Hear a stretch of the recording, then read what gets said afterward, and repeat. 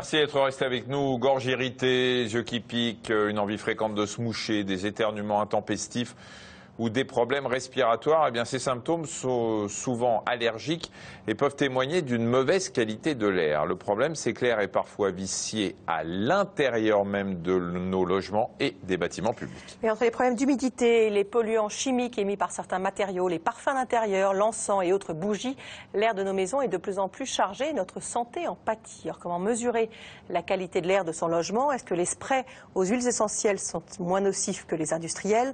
L'air intérieur peut-il majorer les symptômes allergiques? Comment assainir son environnement sans ajout de substances toxiques? Pour répondre à toutes ces questions, deux spécialistes. Le docteur Bertrand Delézy, bonjour. Bonjour. Vous êtes pneumologue, allergologue pédiatre à l'hôpital Robert Debré, c'est à Paris. Et Gilles Emoz, bonjour. Bonjour. Vous dirigez le service de la qualité de l'air à l'ADEME, l'ADEME étant l'agence de l'environnement et de la maîtrise de l'énergie. Parfait. Est-il vrai que la pollution intérieure est plus néfaste que la pollution extérieure? Je ne suis pas sûr qu'il y ait besoin de faire une hiérarchie entre les deux. On respire à l'intérieur et à l'extérieur. Les deux sont très importants. Les deux actuellement présentent certains problèmes qu'il faudrait régler et chacun peut agir à son échelle pour l'améliorer. Ce qui est vrai, c'est qu'on passe 80 à 90% de notre temps en atmosphère intérieure. En atmosphère intérieure, il y a aussi des sources supplémentaires par rapport à l'extérieur, donc il faut être vraiment très vigilant par rapport à l'intérieur. Mais en ce moment, par exemple, hier, on a même dit que Paris était la ville la plus polluée au monde. On est passé devant Shanghai hier tellement il y avait de pollution. Est-ce que ça veut dire qu'en ce moment, il vaut mieux garder sa pollution intérieure et pas aérer, par exemple? Non, il ne faut pas se confiner. Même si c'est même en cas de grande dehors, pollution. il faut quand même aérer un minimum parce qu'il y a des sources à l'intérieur et donc il faut disperser tout ça. D'accord. Docteur Delézy, juste un mot, on va parler de la pollution intérieure, mais justement Marinette disait qu'il y avait une grosse pollution en ce moment. Vous le ressentez, vous, parmi les enfants que vous recevez ou pas? Alors en général, on met quelques jours à le ressentir parce qu'il y a toujours un petit décalage. Mais si je me souviens de l'année dernière, presque jour pour jour, on avait le même pic de pollution. Et on a vu dans les 5-6 jours derrière, après, des patients avec des crises d'asthme ou des patients qui nous ont téléphoné parce qu'ils étaient moins bien. Donc on le ressent, mais toujours avec un petit décalage. Lisiane demande comment on peut dépolluer son intérieur de façon écologique. Je dirais qu'avant de le dépolluer, il faut surtout ne pas le polluer. Il n'y a pas vraiment de solution de dépollution qui marche. Ce qui est important, c'est de bien aérer, vérifier que sa ventilation fonctionne bien si on en a une. Et puis éviter d'en rajouter avec les bougies, les encens, toutes ces sources qu'on connaît. La dépollution, il ne faut pas trop compter dessus. Les bougies parfumées, ce n'est pas une bonne idée? Ce n'est pas une très bonne idée parce que vous rajoutez des polluants, c'est une combustion incomplète, de mauvaise qualité. D'ailleurs, si vous le sentez, c'est que vous rajoutez des choses dans l'air. Et donc non, ce n'est pas une bonne solution, il vaut mieux aérer. Mais c'est une question importante parce qu'il y a beaucoup de solutions proposées qui sont effectivement pires que le mal et qui reposent sur un certain charlatanisme. Et donc tous les ionisateurs, les plantes dépolluantes... C'est une question. Est-ce qu'il y a des plantes dépolluantes et si oui, lesquelles? Alors les plantes dépolluantes, c'est très simple. In vitro, dans des essais, on a pu montrer que certaines plantes pouvaient capter un peu de pollution. Dans la vraie vie, efficacité zéro. Donc efficacité zéro, c'est largement prouvé. Il y a une très belle étude qui le montre. Donc il faut oublier tout ça. Sauf si on a envie de dépenser de l'argent. Non, mais ça, c'est autre chose.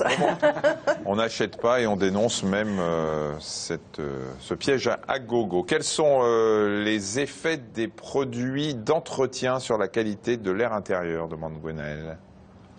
Alors, les effets, on sait que quand on met des produits d'entretien, quand on les utilise, on peut émettre notamment des composés organiques volatiles dans l'air intérieur. Aujourd'hui, on a la possibilité de choisir des produits qui émettent moins de composés organiques volatiles. Nous, ce qu'on conseille principalement, c'est l'écolabel européen. On sait qu'on a moins de COV dedans, qu'on en émet moins. Ce sont des logos qui sont perfectibles, mais vraiment avec l'écolabel européen, vous faites un bon choix. Soyez vigilants sur le dosage, n'en mettez pas plus qu'il ne faut, aérez bien sûr. Et puis aussi, soyez vigilants, n'utilisez pas de l'eau de javel pour nettoyer par exemple, ce n'est pas une très bonne idée. Colette a utilisé comme désodorisant une eau de toilette d'une marque de luxe. Son mari a fait une crise d'asthme carabinée. C'est pas nécessaire d'acheter une marque de luxe. Pourquoi ? Alors, une eau de toilette désodorisante, peut-être qu'il y avait justement beaucoup de composés organiques volatiles dedans, peut-être même du formaldéhyde. Et tout ça, c'est des stimulants de l'irritation des voies aériennes, de l'hyperréactivité des bronches. Et, alors, bien sûr, sur quelqu'un qui n'a pas de terrain prédisposé, il ne se passe rien. Si un terrain prédisposé, il se passe quelque chose. On va regarder peut-être un petit banc d'essai, Michel. Oui, un banc d'essai, Marina, puisque pour masquer les mauvaises odeurs ou avoir la sensation de respirer un air plus sain, vous avez peut-être tendance à vaporiser des sprays dans votre maison. Le magazine Que Choisir a testé des désodorisants et des sprays à base d'huile essentielle pour en savoir plus sur les particules émises dans l'air. Le résultat, explication Mélanie Morin et Maxime Souvin. Le plus souvent, c'est ici qu'on vaporise. Mais peu à peu, l'usage des sprays assainissants et désodorisants envahit toute la maison. Le magazine Que Choisir a fait tester 15 sprays en laboratoire. Résultat de son banc d'essai, les plus polluants ne sont pas forcément ceux qu'on croit. Les pires produits, ce qui va peut-être surprendre pas mal de téléspectateurs, ce ne sont pas en fait les désodorisants industriels, mais ce sont les sprays aux huiles essentielles. On a énormément d'émissions d'irritants, d'allergènes qui sont les terpènes en fait, qui peuvent même se combiner avec l'air pour créer du formaldéhyde, le formaldéhyde étant un gaz cancérigène par inhalation. Et ce qu'on inhale, ce sont des particules fines et des COV, les fameux composés organiques volatiles. Ce spray assainissant, il en émet 15 000 microgrammes par mètre cube d'air, c'est-à-dire que c'est vraiment de l'ordre d'une exposition professionnelle, si ce n'est que dans le milieu professionnel, on a des filtres, on a des protections, ce sont des adultes en bonne santé, voilà, et qu'à domicile, eh bien, finalement, on croit qu'on va purifier son air intérieur et en fait, on le charge en polluant. Le message est d'ailleurs bien trouble car la plupart des sprays aux huiles essentielles sont vendus dans les rayons des pharmacies. Surfant sur des allégations santé, ils mettent en avant leurs vertus fongicides et antibactériennes alors qu'ils ne sont pas sans danger pour nos poumons. Ces sprays dégagent notamment des composés organiques volatiles. Et ils sont tellement volatiles qu'ils peuvent en fait atteindre le bout des voies respiratoires, aller voyager le long des bronches, des bronchioles, aller jusqu'aux alvéoles. Ça, c'est possible, c'est physiquement possible. Et donc, elles peuvent interagir avec le plus profond de notre organisme. Un consommateur averti en vaut deux. Soyez attentif aux mentions en petits caractères. En général, on lit utilisé dans des zones bien ventilées après usage. Donc là, on sait que le fabricant lui-même a fait des essais et qu'il a parfaitement conscience du fait que son produit est polluant, qu'il pollue l'air intérieur. La meilleure solution, c'est l'aération. L'Agence nationale de sécurité sanitaire de l'alimentation, de l'environnement et du travail publiera une évaluation scientifique sur les sprays assainissants l'été prochain. Il ne pourrait pas y avoir comme ce qui va peut-être se faire pour les aliments avec les étiquettes vertes, jaunes et rouges, du moins nocif pour la santé au meilleur. Il ne pourrait pas y avoir sur ces produits des étiquettes parce que c'est honnêtement illisible ça. Alors il y a déjà des produits qui sont étiquetés en fait, c'est tous les produits liés à la construction, à la rénovation, à la décoration, donc les matériaux de peinture, les parquets, des choses comme ça. Oui, tout à fait. Vous allez dans votre magasin de bricolage favori, vous regardez un pot de peinture, vous aurez une petite étiquette qui va de A+ à C. Vous pouvez choisir un matériau étiqueté A+, qui est, on va dire, peu émetteur. Ça ne veut pas dire qu'il n'émet pas, mais il est normalement peu émetteur de composés organiques volatile par rapport à un matériau classé C. L'idée éventuellement, oui, c'est de l'étendre, bien sûr. Voilà. C'est des réglementations supplémentaires qu'il faut mettre en place avec les professionnels parce qu'il y a des marchés derrière et donc là, il y a quand même des temps pour mettre tout ça en place. Ce qu'on peut quand même recommander, j'imagine, c'est pour les parents qui ont des enfants asthmatiques ou effectivement fragiles, d'éviter ces produits au maximum. Oui, bon, je crois que tout a été dit. En tout cas, il ne faut pas se laisser piéger par ce vocabulaire un peu ésotérique, huile essentielle, etc., qui souvent cache des produits très néfastes. Et il faut en mettre le moins possible. Finalement, un chiffon humide, dans bien des cas, ça suffit à faire le ménage. Et c'est pas la peine d'en rajouter. C'est vrai pour le mobilier aussi. Le mobilier, on a cité souvent le piège de la chambre d'enfant qu'on venait d'aménager avec du matériel, des lits tout neufs, des meubles tout neufs et des cols, et notamment chargés en formaldéhyde ou des planchers chargés en formaldéhyde. Mais les choses ont évolué avec cet étiquetage. Et là, c'est un étiquetage de couleur. Il faut acheter du vert A+. Je crois que c'est assez simple. Les sprays anti-calcaire pour salle de bain, vous connaissez bien? Non, c'est un sujet que je ne connais pas bien. Est-ce qu'ils sont dangereux pour la santé? A priori, parce qu'on ne connaît pas tout n'a pas été testé évidemment, mais a priori, quand vous rajoutez quelque chose dans l'air, ça ne peut pas être bon a priori. Donc voilà, l'idée directrice est là, après chacun est libre de faire ce qu'il veut, mais dès qu'on rajoute quelque chose, on sent bien que ça ne peut que dégrader la qualité de l'air intérieur. Au bout de combien de temps peut-on considérer que les peintures sur les murs ne contiennent plus de produits toxiques? On ne parle pas du plomb. Bien sûr, si on continue à le gratter, ça reste longtemps, mais est-ce que tout ce qui pourrait être dégagé comme produit volatile, on sait au bout de combien de temps ou pas? Non, c'est une question assez délicate et c'est pour ça que le conseil qu'on donne, c'est d'aérer. Aérer au maximum quand on a un mobilier neuf, une peinture neuve, un parquet neuf. Donc d'aérer au maximum, en tout cas tant que l'on perçoit une odeur avec le nez, qu'on le sent, c'est que déjà il est absolument sûr qu'il faut aérer. L'odeur est un très bon thermomètre pour ça. Hein. L'encens est-il nocif pour notre environnement intérieur, notamment si on a des enfants, Christelle? Alors c'est le même principe parce que c'est toujours des choses qui vont dans l'air. Je ne pense pas qu'en 68 ou à cette époque des hippies vous exerciez déjà, si. Mais non, pas tout à fait. Mais est-ce qu'il y a eu des études, je sais pas Oui, il y a eu des études. Que choisir pour le citer a fait il y a, je crois, 2-3 ans, une revue aussi de ce qu'émettaient les encens, les bâtonnets d'encens, les bougies, et il y avait certains produits très toxiques, notamment qui émettaient du benzène. Le benzène, c'est une substance cancérigène. Donc là aussi, prudence. Bon. Le tout, c'est d'être raisonnable. Si on fait brûler un bâtonnet d'encens et puis qu'on aère derrière, ça va. Hein, voilà. Pendant combien de temps faut-il ouvrir les fenêtres pour bien aérer une maison? Alors, ça dépend du nombre de pièces, de la taille des fenêtres, etc. Donc c'est compliqué de donner une réponse adaptée à chaque cas. Si vous aérez 10 minutes le matin, 10 minutes le soir, c'est déjà ça. Alors pensez à couper le chauffage pendant que vous faites ça pour ne pas réchauffer les petits oiseaux et faire quelques économies d'énergie et puis à le remettre après. Mais déjà si vous aérez un petit peu chaque jour, une dizaine de minutes, c'est bien. Alors, justement, vous parliez de matin et soir. J'habite au 2e étage au-dessus d'une rue très fréquentée, notamment le matin. À quel moment de la journée dois-je aérer? On évite d'aérer au moment où c'est les embouteillages en bas de chez soi, quand même. On aère déjà quand on peut, parce que souvent on travaille, et le moment où il y a un creux de circulation, c'est le moment où on travaille. Donc, il faut aérer de toute manière. Donc si on peut aérer sur une rue qui n'est pas passante, c'est mieux.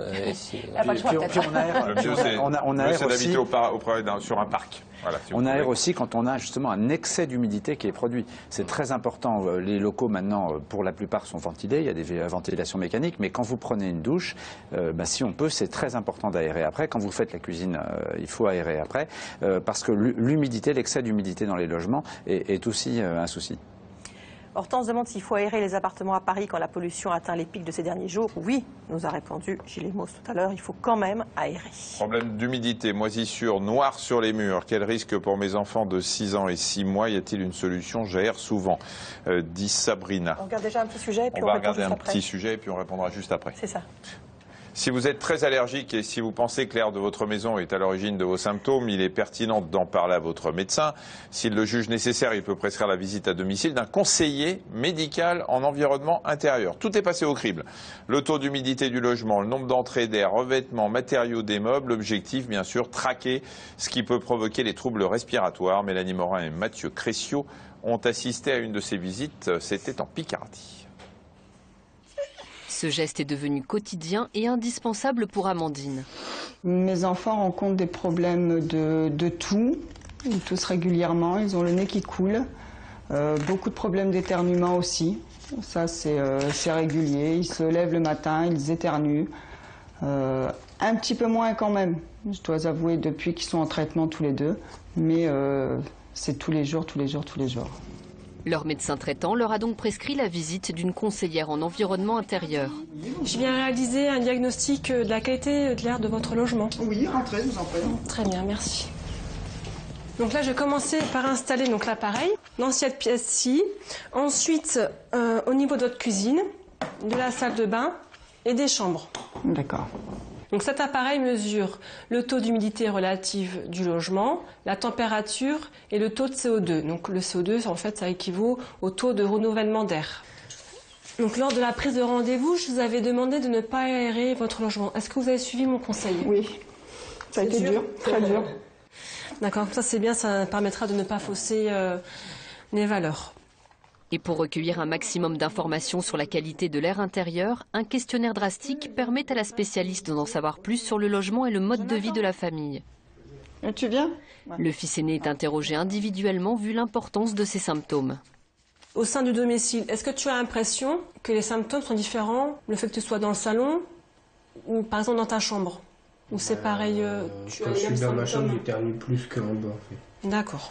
Et pour cause, la chambre du jeune homme est envahie par les moisissures. Donc ça, c'est la chambre de Jonathan. Chambre à Jonathan. Alors la fenêtre est pourrite. Donc ça, c'est une fenêtre en bois. En bois. Là, enfin, il y a plein de champignons partout, je suppose, même au niveau du volet. Ça a été nettoyé il y a à peu près 3 mois. On a lavé les volets, on a lavé tout et rien, on peut rien faire. Enfin, pour l'instant, je veux rien faire le temps qu'il n'y ait pas de travaux de réaliser ou quelque chose de mieux, quoi. Priscille est locataire et attend de son bailleur quelques travaux de rénovation. Mais les dégâts ne se limitent pas à la fenêtre. Les moisissures ont envahi les murs et le plafond. La conseillère effectue donc un prélèvement. C'est un gabarit qui permet de quantifier vraiment la quantité de moisissures. Ce qui est polluant dans la moisissure, ce sont les spores, qui peuvent être irritantes ou allergisantes, parce que les personnes respirent ces spores, qui forcément rentrent au niveau du nez, mais aussi au niveau de la bouche. La visite se poursuit dans la cuisine, où la spécialiste se renseigne sur la nature des revêtements. Les murs, papier peint. Oui. Le plafond en fibre de verre peinte. Et ensuite, donc, du bois aggloméré. Donc ça, il faut savoir que le bois aggloméré peut émettre des polluants chimiques. Bilan de l'intervention, une ventilation mécanique et de nouvelles entrées d'air devront être installées. Le dossier sera transmis au médecin traitant et une seconde visite aura lieu dans 6 mois pour vérifier si la qualité de l'air du logement s'est améliorée. Alors sachez qu'il existe des conseillers en environnement intérieur indépendants qui peuvent faire ce type de visite. Il faut alors leur régler des honoraires. Quand la visite est sur prescription médicale, si l'agence régionale de santé concernée est partenaire de l'action, la visite est alors entièrement prise en charge. Pour plus de renseignements, vous allez sur allodocteur.fr et vous aurez la carte de France de ces conseillers. Pardon, il faut des délais de combien entre le moment où le médecin va prescrire et rapide? Oui, enfin le gros problème, c'est pas celui-ci, c'est celui de la prise en charge. Alors on est très privilégié à Paris, puisqu'il y a le service d'hygiène de la ville de Paris, qui lui est facilement sollicitable, surtout de la part de spécialistes. Mais ailleurs, c'est très difficile en fait d'obtenir un conseiller en environnement pris en charge. Hein. Voilà, c'est la grosse difficulté. Il y a des boîtes privées finalement. Il y a des boîtes privées qui facturent, ça dépasse la centaine d'euros. Hein. Ça dépasse la centaine d'euros, ça peut être même plus. Il y a des kits aussi certains sont vendus sur Internet, certains sont pas trop mauvais. Pour faire son autodiagnostic. Pour faire son autodiagnostic, ouais. Et les mutuelles, elles prennent pas en charge par exemple? Alors jusqu'à présent non, à ma connaissance non. Là, dans le reportage, là où nous étions, l'agence régionale de santé a pris en charge. Donc Sabrina qui pose la question, ça correspond presque, on a vu problème d'humidité, moisissure noire sur les murs, risque pour ces enfants de 6 ans et 6 mois. Alors je dois dire que comme pneumologue d'enfants, c'est notre problème numéro 1. C'est l'humidité dans les logements hein, et les moisissures, non seulement les moisissures mais aussi les acariens. Pour peu qu'on ait les gènes qu'il faut pour faire de l'asthme, en général c'est assez dramatique en termes de conséquences pour la santé. Et ça nécessite parfois des relogements, parfois des travaux importants, comme l'installation de ventilation mécanique contrôlée. Peut-on subir les conséquences d'une longue exposition à des moisissures 10 ans après avoir quitté un logement malsain, Noémie? J'ai du mal à imaginer comment ça fonctionnerait. Normalement, quand on quitte le logement, on s'améliore. Après, peut-être que ça a donné un coup de pouce au cours de la maladie à un moment, mais non, une fois qu'on a quitté le logement, ça va mieux. Cédric demande ce qu'il faut penser des fenêtres en PVC. Bon, sur les fenêtres en PVC spécifiquement, je pense que la question elle est plus sur la qualité de l'isolation, la qualité des matériaux utilisés, parce que quand on voit, là on a vu des moisissures qui attaquent vraiment les murs, qui attaquent vraiment les fenêtres, on a derrière un vrai problème de matériaux, un problème d'isolation, peut-être même un problème de précarité énergétique derrière. Donc c'est quelque chose qu'il faut vraiment traiter parce qu'on a des impacts sur la santé des gens qui habitent et on a aussi des impacts sur le bâtiment en lui-même. Là, dans le cas qu'on a vu, il faut faire intervenir un professionnel très clairement pour traiter ce problème de moisissure. Il n'y a pas de solvant particulier sinon dans les PVC, dans les fenêtres en PVC qui se dégageraient?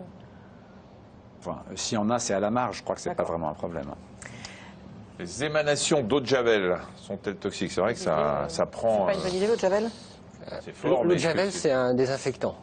C'est pas un nettoyant. Donc, si vous mettez de l'eau de Javel sur de la saleté, vous allez provoquer un certain nombre de réactions chimiques. Vous allez en prendre plein les naseaux, et ça c'est pas bon du tout, c'est vraiment des gaz irritants que vous allez dégager, donc n'utilisez pas l'eau de Javel en nettoyant, utilisez-le en désinfectant quand c'est nécessaire, mais surtout pas en nettoyant. C'est le même problème que la piscine, hein, l'eau de Javel, ça crée des composés organiques volatiles avec du chlore, et effectivement si vous les associez à des matières organiques, donc le mieux c'est d'enlever les matières organiques et ensuite d'appliquer l'eau de Javel comme désinfectant.